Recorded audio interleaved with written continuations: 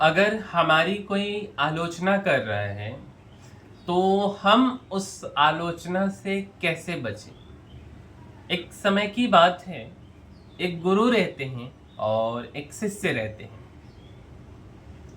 और फिर शिष्य के सामने उनके गुरुजी की आलोचना होती रहती है और इस बात से शिष्य को काफ़ी गुस्सा आ जाता है।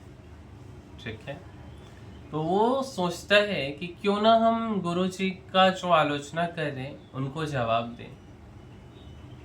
लेकिन फिर थोड़ा सा शिष्य समझदार होता है और सोचता है कि एक बार इस विषय में गुरुजी से चर्चा कर लेते हैं, फिर गुरुजी जैसा उचित समझेंगे, जैसा बोलेंगे, वैसे हम आगे बढ़ेंगे।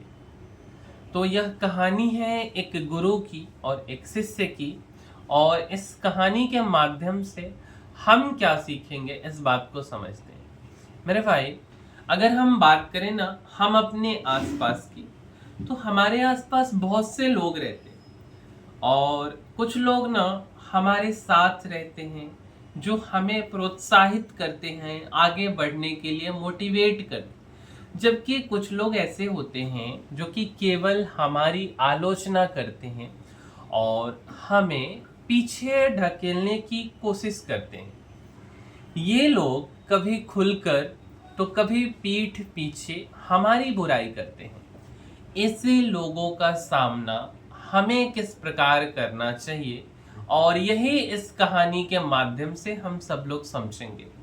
तो मेरे भाई, एक संत होते हैं और उनके शिष्य होते हैं। ठीक है, और संत का काम होता है कि गांव गांव भ्रमण करना, और जहाँ भी संत जाते हैं लोग उनके प्रवचनों को ध्यान से सुनते हैं और उनके विचारों से प्रभावित होते हैं।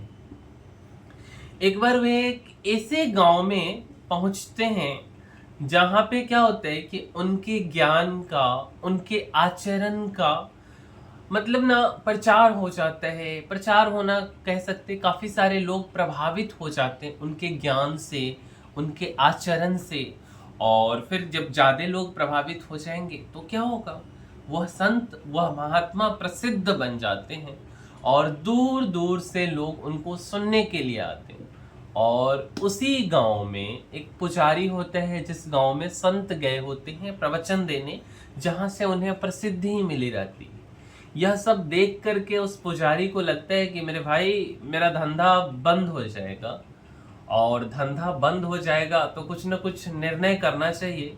क्योंकि अगर हम निर्णय नहीं कर पाए ना, तो ये जो संत है, ये जो महात्मा है, मेरा चलने नहीं देगा, मेरा प्रसिद्धि खत्म हो जाएगा। इस बात का उस पुजारी को डर लगने लगता है। धीरे धीरे वह पुजारी क्या करते हैं कि गांव में अफवाह फैलाने लगते हैं, उस संत के बारे में गलत गलत बातें करने लगते हैं। और एक दिन क्या होता है कि उसका जो शिष्य होता है ना संत का, उसके सामने भी लोग उसके गुरु की बुराई कर देते हैं। तब शिष्य क्रोधित हो जाता है और वो फिर अंत में अपने गुरु के पास पहुंचता है कि गुरुदेव, लोग आपकी बुराई कर रहे हैं, आपको बदनाम करने की कोशिश कर रहे हैं, तो हमें अब बताइए, आप आज्ञा दीजिए कि क्या करना चाहिए, है ना।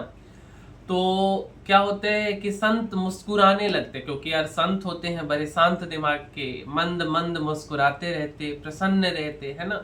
क्योंकि उनके जिंदगी में कोई उलझन नहीं होता है, परम ज्ञान का बोध हुआ रहता है।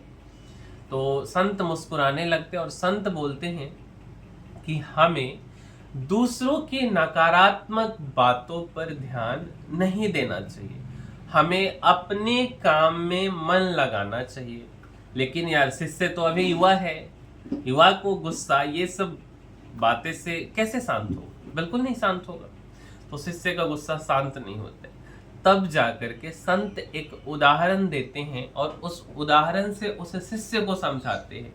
और यही उदाहरण न, यही एग्जाम्पल हमारे जीवन की असली सच्चाई।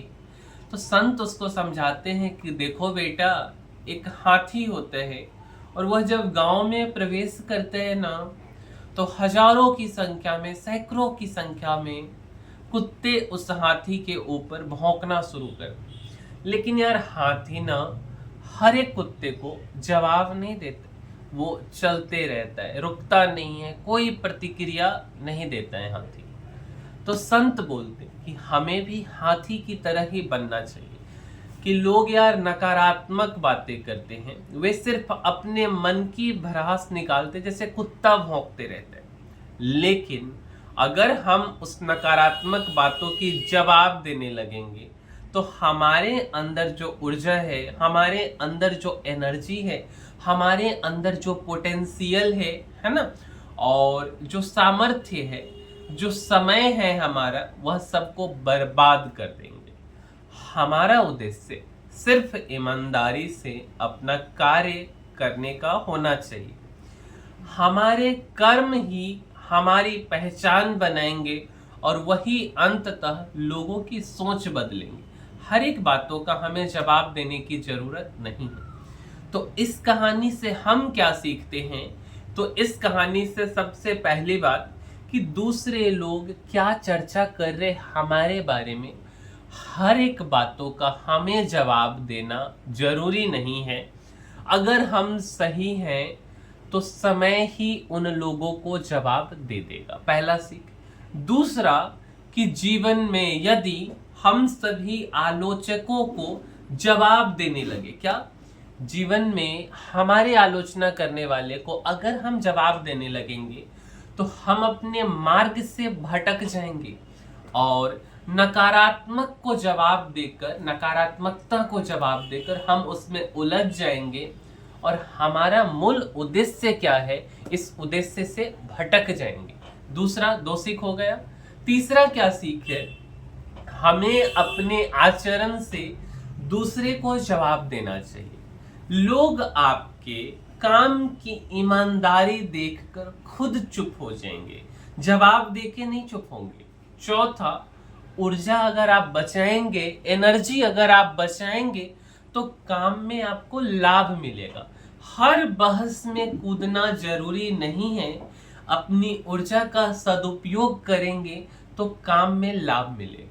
और पांचवा, ध्यान रखें कि सच्ची सफलता है, सच्ची सफलता वही है जो शांति से, पीस से, संयम से और निरंतर ईमानदारी से मिलती है। तो मेरे भाई यही सीख है। ओवरऑल कंक्लूजन क्या है? आपको अपने पे फोकस करना है, कोई दूसरा आपके बारे में क्या चर्चा कर रहे ध्यान नहीं देना है, समय को बचाना है, ऊर्जा को बचाना है, निरंतर प्रयास करना है, संयमित रहना है। तो इस कहानी में, गुरु और शिष्य के कहानी में यही कुछ बातें हमें सीखने को मिली है। तो मेरे भाई, अगर आपको हमारी कहानी पसंद आई है, अच्छी लगी है, तो यार इस वीडियो को लाइक कीजिए, शेयर कीजिए और सब्सक्राइब कीजिए। मिलते हैं अगले वीडियो में, तब तक के लिए धन्यवाद।